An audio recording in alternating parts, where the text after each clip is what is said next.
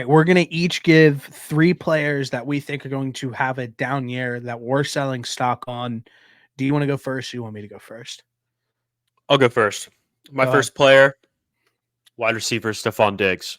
I know that Why? this was the talk of the town, the Texans being such a young, talented team, adding Stephon Diggs to their wide receiver room, to an already good wide receiver room, nonetheless. Um, I think it's just going to be a crowded room. I think there's too many mouths to feed on the offensive side of the ball. I think the last thing that you want to do is bring in a guy that's been kind of bouncing all over the league the last few years into a situation where you have a very young, very talented quarterback and put him in a spot where he feels like he needs to feed one person. Um, 2023 from Dallas on towards the end of that season, we didn't really see the same Stephon Diggs. So from, like I said, from Dallas on, he didn't score any touchdowns throughout the rest of that season. Dallas, he had 4 catches for 48 yards. Chargers, 5 for 29. Patriots, 4 for 26. Dolphins, 7 for 87. Steelers, 7 for 52. Chiefs, 3 for 21. Now, some good teams tossed into that list, but some bad teams too.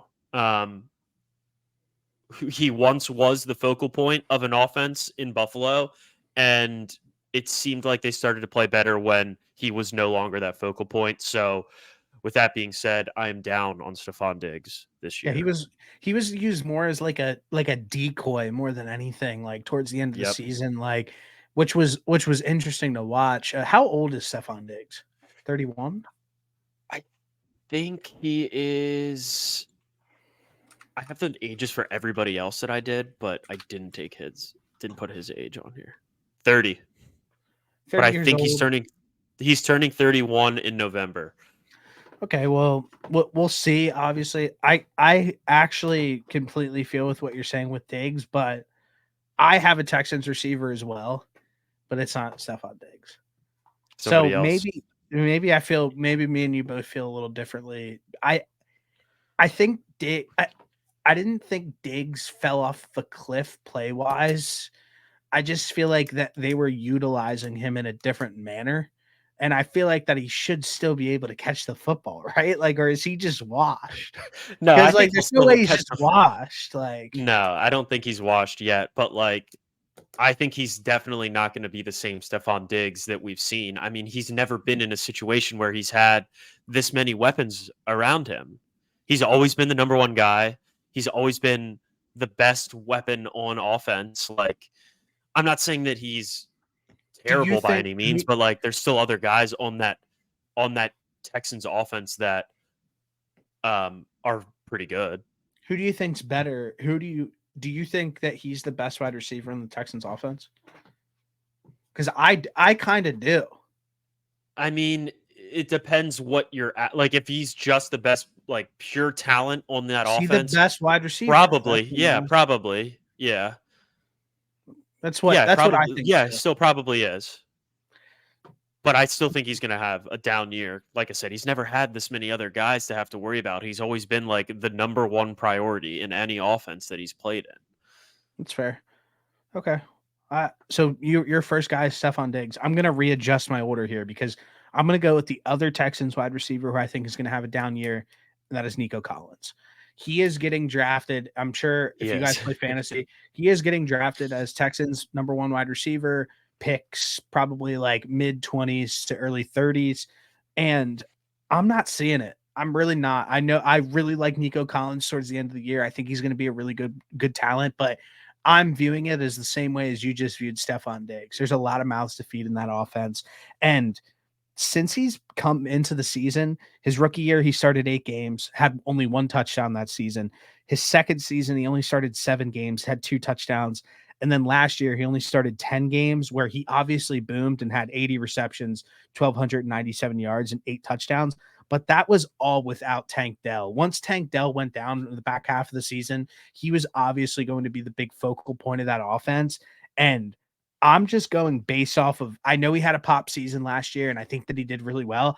I think Nico Collins is one of those guys who could easily regress back to the means more than like a Stefan Diggs or a Tank Dell, which I think Tank Dell actually has a really good relationship with CJ Stroud. You watched him score in the preseason game already this year.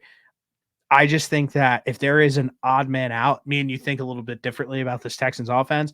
I think if there's an odd man out on this Texans wide receiving core, it's Nico Collins. I think Nico Collins is going to have a down year this year. And to be clear, when we say down year, it's not like we think they're going to suck. Like Nico Collins had his best season last year, and then you add another really good wide receiver to that room. Like just by default, there's going to be less. Oh, I'll stand on business. Targets. I'll stand on business. I think Nico Collins is going to suck this upcoming season. I just don't like what is a really bad receiver? Like you think he's going to have like 700 yards? I think that we will see him have closer to under 1,000 yards than more than 1,100. I think he'll struggle to get to 1,000 yards this season. I mean, he got to 1,297 obviously last year and had a great year, but that was without, like I said, that's without Diggs, that's without Tank Dell, that's without they added Joe Mixon. Like a lot of stuff has changed in this offense. And then if you just go back to previous years and even last year, he has not been reliable from a health standpoint. So I'm already starting to question him from a health standpoint, and then I'm going to question him from there's more mouths to feed in that offense. And I think that last year was more of a ceiling more of a ceiling, like over the top season, like a max amount. Like that you will get from Nico Collins more than just of like, this is what's expected from Nico Collins. Because if you go based off of what has his last previous seasons have been, he's been nowhere close to this. He's been like a 500-yard wide receiver.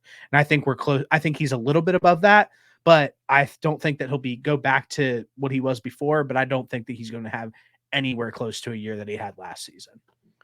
Yeah, he also didn't have CJ Stroud those years before, but nevertheless, I'm not expecting him to go out there and put up 1,300 yards again by any means. I mean, he's getting drafted like in fantasy. I know, but it's crazy. It's honestly crazy how high people are drafting him. I just think that that's a guy that I would like honestly maybe stay away from that early just because of how many guys are in that offense that you have to worry about. And it's not like Dalton Schultz is a bum at tight end either. Like there's 4 legitimate guys, 4 legitimate receivers, and a very good receiving back on that Texans offense that are all going to want the football.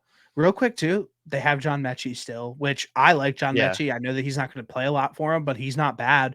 And then you still have Noah Brown, who played high-value snaps for them last season as well. Like, I just think that there is a lot of talent on this team, and I think that there's more of I think that he fits into more of the committee aspect of things now that Stefan Diggs steps onto the scene. I said that when Stefan Diggs got there, I was like, damn, I really wish that they didn't get Stefan Diggs, because the development of Nico Collins and Tank Dell was like actually a lot of fun to watch. So I think that this stunts their development, and I don't think that Tank Dell is the guy that's going to suffer from this. I think it's going to be Nico Collins. All right. Well, I like that. I think realistically, somebody in that Texans offense is going to get the short end of the stick. Yeah. All right. My second guy, I've got Alvin Kamara. 29 years old, just in a terrible offense. Awful. Probably in contention for one of the worst teams in the NFL in my eyes. And then in 2023, we saw career low in rushing yards. I know he missed a couple games. Career low in yards per receptions, and career low in yards per target. I still think he's going to be a good fantasy running back if you're in a PPR league, because Derek Carr, if he's throwing it, it's either 5-yard check down to Alvin Kamara, or anything over that is probably going to Chris Olave. But just from an overall running back perspective, I fully am. I'm definitely down on Alvin Kamara this year.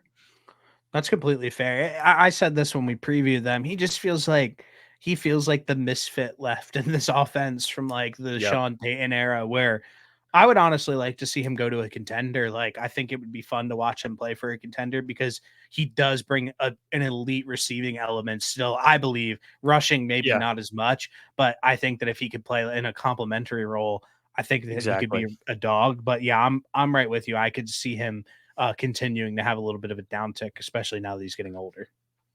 Yeah, I mean, it would be a lot of fun to see him almost split touches with somebody else, um, with another good running back. I'm just kind of trying to run through the guys in my head I right know now. that this I is don't have like any examples off the top of my I head, know but that I hate the Chiefs, but imagine if he was like the with complimentary running Pacheco, back with yeah, Pacheco. Like, I yeah, mean, I didn't listen, want I to say hate the that. I'm not gonna Chiefs, lie. but like that would be like best case Ontario for them because they'd be like that'd be scary. They'd be dogs. But Yeah, I I don't didn't want to say that. Honestly, another team that I was thinking of was the Cowboys too, and oof, I that'd don't, be I good. didn't want to say that either.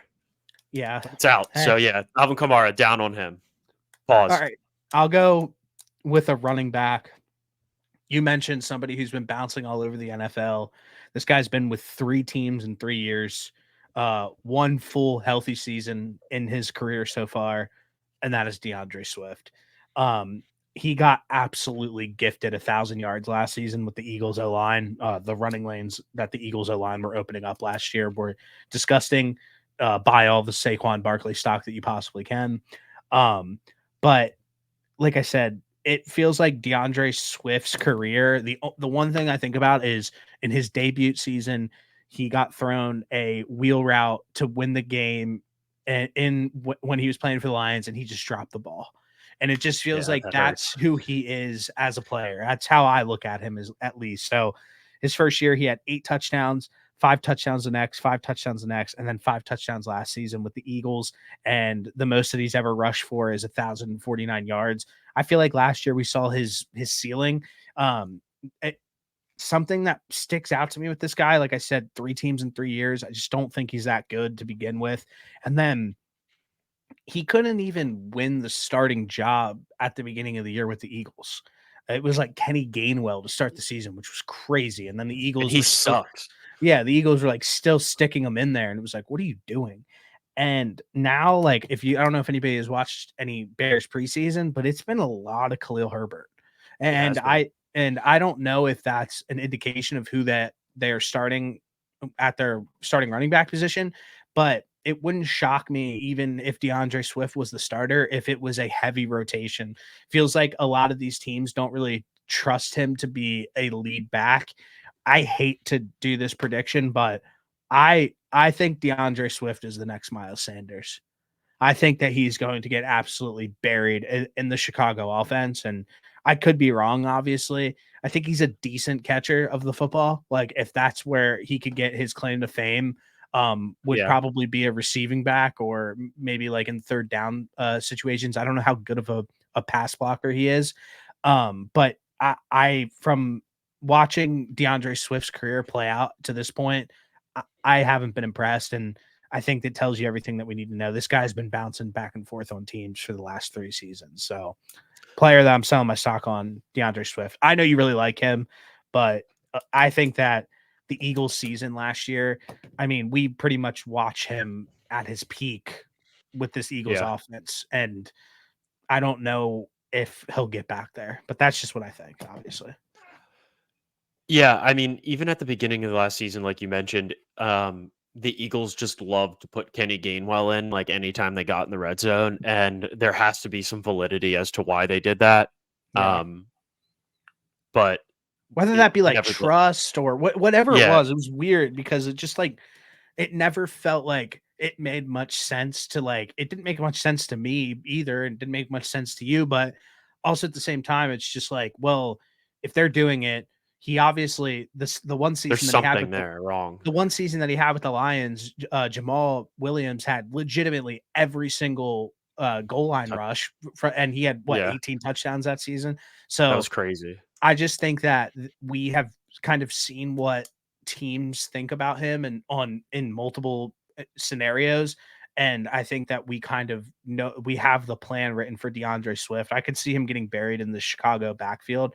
Obviously, we'll see that if he comes out and is the starter week one and rushes for 100 yards, then like I wouldn't be shocked. I wouldn't be shocked at that either, honestly. But also at the same time, I think that we could see him kind of regress to who he was in Detroit more than who he was in Philadelphia for that one season. Yeah, I mean, I think I do agree with you. I still think he's good, but I think probably now I do agree with you that he could get buried in that situation, and that it was probably the best season we'll see from him when he played for the Eagles. But like, if you have to pair him with somebody in your backfield, I don't necessarily know if Khalil Herbert's the guy that I would choose to pair him with, but I think he would be a phenomenal complementary running back. So that's why I'm still like kind of high on him. Um, but it truly wouldn't surprise me for him to have a down year in Chicago compared to last year. I mean, I think last year was probably his best season in his career. So Another guy I'm completely avoiding in fantasy. yeah. All right. Sticking with the running back theme here. My final guy that I am extremely low on is Raheem Mostert. I don't even think he's the best running back in the room. He's 31 and he's turning 32 this season. And he's coming off a year where he had career highs for like every stat. And if you think that that's going to happen for somebody that's about to be 32, I've got bad news for you that it's probably not. He's found the So fountain of youth. That'd be great if he did and prove me wrong, but I don't expect him to go out there and put up career highs again in 2024. That's fair. Especially with Devon Achane Devon Achane in that backfield, who I think's probably going to be better. So, yeah, I still think I agree with you. I don't think we're going to see what he did last year. I think though that if he's fully healthy for the entire season, I think that this is an extremely split backfield. I think you see I agree both guys pretty exclusively in this offense. I think that what we saw from Achane last year was probably an anomaly a little bit, but I think that like if he's healthy, they'll still obviously split time. But is he going to rush for 18 touchdowns? Have like fucking like 5 receiving touchdowns? Like no, probably No. not. But he had an all-time great season last year, and good for Raheem Mostert. He's a great running back. He is all-time great season, and I mean, I don't think it's a bad thing that they're splitting him. I don't think it's going to be a bad thing. That works for the Dolphins really well. They both played really well last year. So it's not like, do I think he's going to take an absolute backseat to Devon Achane? No. But do I think he's going to go out there and have a stupid season like he did this last season? Also no. So I think Devon Achane will probably have a little bit better of a year, but I still think Raheem Mostert's going to have a good season in that offense. I mean, we saw what they did last year together. But I'm definitely not as high on him as I was last year. That's fair. All right, my last player, and everybody can fade me on this because I know that it's going to be not a great one, but I am fading Justin Jefferson and every single thing that has to do with this Vikings team. They are having an absolute offseason from hell. It's crazy. RIP to Kyrie Jackson, obviously. That was tragic. And then JJ McCarthy hurts his knee. Jordan Addison gets hurt. TJ Hawkinson's still recovering from the ACL. Just every single bad thing is happening to this team, and it's starting to pile up. And Justin Jefferson, I was already starting to think like one of my immortal locks for the season is under 8.5 touchdowns. He's gone over 8 touchdowns once in his entire career with 10. And that's when Kirk Cousins was absolutely slinging that thing and humming. So yeah, I don't foresee him getting over that 8.5 touchdown mark even if all goes right. He's just not like a big touchdown scorer. The second part of it is like, same thing, like Sam Darnold as your quarterback. Are we going to trust a guy? I mean, he's been on the Jets, Year 7 bump, the Panthers, Year 7 bump, dude. Here it comes. The 49ers. Like he's going to be Everywhere. on so many teams. So I think that obviously Justin Jefferson gets a ton of targets. This goes back to more. I don't know why I took this as like a fantasy thing, but I'm thinking of it as fantasy because I'm in fantasy mode currently. He's Yeah. getting taken in the top 5 picks. If you are going to roll out, first off, like I said, he had over 8 touchdowns once in his entire career. And then are you really going to wake up every single Sunday and be like, my guy who I took in the first round, Justin Jefferson in the top 5, I get to watch him play with Sam Darnold. And then God forbid if Sam Darnold gets hurt, whoever the hell their backup is. I think that this offense is going to be not great this upcoming season.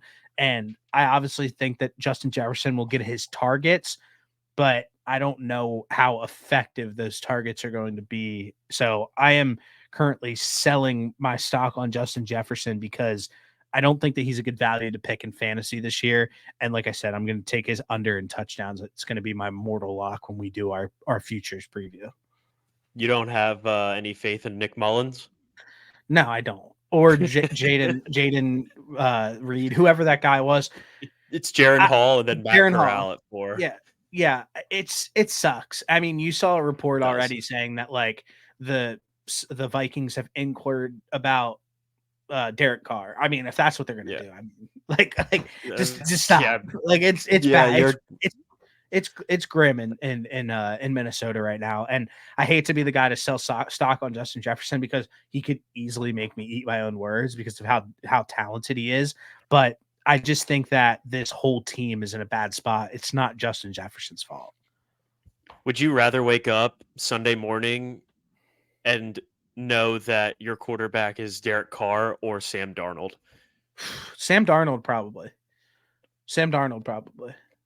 Just because you feel like you don't know what Sam Darnold is yet in year 7? I know what he is in year 7, but listen. So I met Sam Darnold and hung out with him for an entire night, and he's like one of the coolest dudes I've ever met. And I could at least respect the fact that he's a guy's guy. When you watch Derek Carr play, he's like screaming at dudes on the field. He's wearing eyeliner, and then in the post game, he's like praising God. So like, I just don't like the guy. Like he just comes up, he like rubs me like he gives me like Russell Wilson vibes. So yeah, I'm going Correct. Sam Darnold over Derek Carr. One thing that's not being talked about is like how much low key aura Sam Darnold has. So much.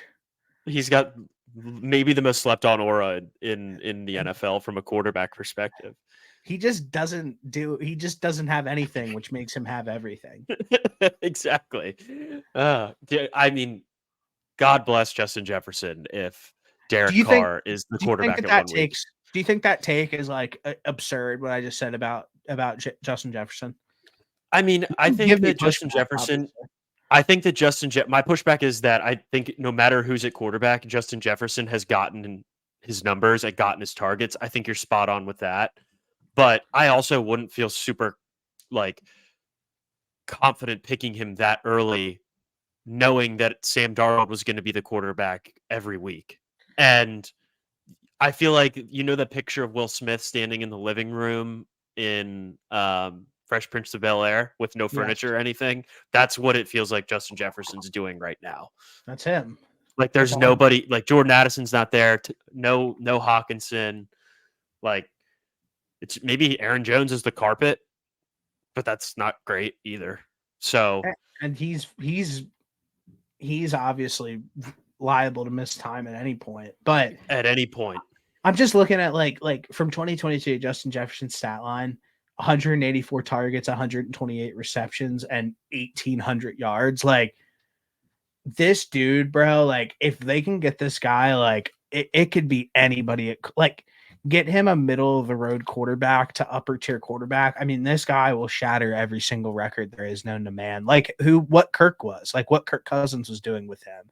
And it feels like they don't have that guy currently. And it scares me a little bit. We saw what happened with like Tay Adams last season, for example, with Aiden O'Connell. Like that's the vibes that it's going to get, that it gives me a little bit where he might have some real pop games and get his targets, but I don't know how accurate those targets are going to be and like valuable they will be in the game. So yeah, I hate to do it because I think Justin Jefferson's an elite talent, but I think that he has a little bit more of a downtick year than an uptick. Yeah. I mean, It's insane that saying 1,500 yards is a down year for that guy, but that's probably what it ends up being. Like his rookie year, he had 1,400 yards. I think that we see him probably have something closer to like 1,200 to 1,300 yards more than we see him having. He should be having 1,500 yards every single season at least. Like on average. Okay. Yeah, I that's think probably that's fair. He had 1,860. Quarterback.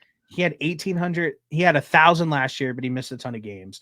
He had 1,800 the year before, 1,600 and 1,400. So yeah, like I'm thinking that they should be at a point. I think probably after this year. I think McCarthy is going to be decent for them. I think they're going to give them that floor that they're looking for and be able to get Justin Jefferson the ball. So yeah, I obviously think that like I think it's going to be closer to 1,400 more than his ceiling 18. at 18, which is crazy. Which is still insane to say. 1,400 yards is but we were sitting great here. Year. If you were sitting here, what, like 2 seasons ago, like at the beginning of last season, whatever, there were people sitting around being like, if there's a non-QB to win It's Justin MVP, Jefferson, yeah. it's Justin Jefferson. He could be the guy to have 2,000 yards in a season. He's that special. And now, like I don't think anybody would consider that at this point. So yeah, I'm going to consider that a big down year for him. I mean, honestly, that's 90% why I ruled him off when we did the non-quarterback MVP video. It was CMC, Tyreek Hill, and then there was a part of me that was like, maybe if Justin Jefferson had another quarterback, that's who I would pick. But the Sam Darnold quarterback issue is solely why I took him off my list for non-QB. That's completely fair. Do you have anybody else that you want to mention before we send off? I had Derrick Henry on here, but after we did the Ravens video, I was persuaded out of it. Yeah. I know. I was persuaded out of it. If you said that, I would have came at you. I was persuaded out of it. So, hey, how many touchdowns did Gus Edwards have last year? Real quick, and then we'll send it off. I think he had over 13. He had 13 touchdowns exactly last year. Gus Edwards can get 13 touchdowns. Come on. Yeah. There was a bet that I took last year that was like any Ravens player to have over 10 receiving or rushing touchdowns. But did I have Gus Edwards being the one to break it? Absolutely not. Hey, it is what it is. Hey, it's still cash. A win's a win, though. It is. All right. So obviously we're going to be uploading every single day, probably this week, probably multiple videos a day for the next week. But after this week, we're going to be on a strong like Sunday night, Monday morning drop schedule. And then Wednesday night / Thursday morning drop schedule for the entire upcoming of the season. So just be on the lookout for that, and then keep watching the videos, keep liking, keep subscribing, keep doing what you guys got to do. Those are our top 3 players that we are selling our stock on this year. See you, Noah. Don't forget to join the Discord. Yeah, join the Discord. I spent so much time on it. A person joined today. Noah, make sure you post your gambling picks in there, and let's just keep this thing humming. Yep, about to post those in there after this. Posting futures for. I'll put my futures for literally college and for NFL. So we don't really talk about college football all that often on here, but I do have a couple futures for college football that I really like. So take a look at those. Love it. There's a channel for it. So post it in the college NCAA football picks. Absolutely. All right. See you, Chief. Go Birds.